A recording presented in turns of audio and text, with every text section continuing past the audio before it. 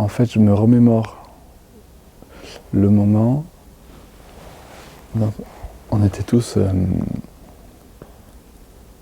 complètement perdus, déboussolés, tout ça, on ne savait pas où on allait. L'appel à projet, ça a fait plutôt du bien à ce moment-là que ça sorte, parce que ça mettait... En fait, ça crée un petit horizon, ne serait-ce qu'une deadline, un comité, des gens qui allaient lire, qui allaient regarder.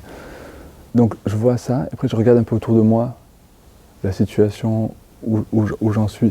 Puis en fait, très pragmatiquement, je voulais un peu prendre à contre-pied l'appel qui avait une tendance à avoir dans l'artiste une approche un peu visionnaire. Et en fait, j'ai regardé ma compagne enceinte de 6 mois, 7 mois. À ce moment-là, je me suis dit, la meilleure chose à faire, c'est de continuer à faire ce que tu sais faire. Et c'est ça qui peut rassurer un petit peu tout le monde, toi, moi en premier lieu. Donc je vais continuer à peindre et je vais continuer à prendre des photos d'Elsa, ma copine, et documenter en fait ce corps qui changeait, qui avait déjà une place importante dans mon travail avant ça. J'ai pas changé grand chose à ma manière de travailler. Je faisais en fait avec ce que j'avais sous la main. Donc on était dans une maison en banlieue avec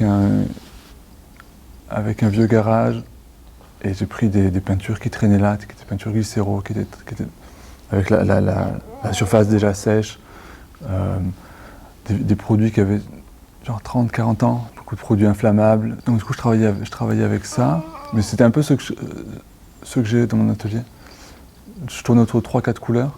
Donc ça c'est la partie peinture, et puis après pour l'image, il y avait une imprimante de bureau. Epson, cartouche classique. Donc là, je faisais des photos d'Elsa avec l'iPhone, puis j'ai imprimé. Normalement, je fais des impressions sur toile que je fais faire par une entreprise en Allemagne. Donc là, ça évidemment, c'était coupé. C'était plus possible. Donc ouais, après, je faisais ces images que je venais coller sur la toile. Voilà, tout ça, un procédé assez classique, une couche multiple, de finition vernis. C'est un travail qui est très empirique, assez classique du peintre en atelier, quoi, à base de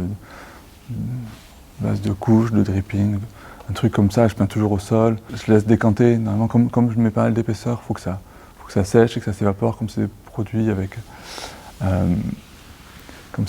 mal de substances toxiques, faut qu'elles s'évaporent dans l'air. Donc moi, je fais ça, après je le laisse sécher pendant une journée, 2 journées.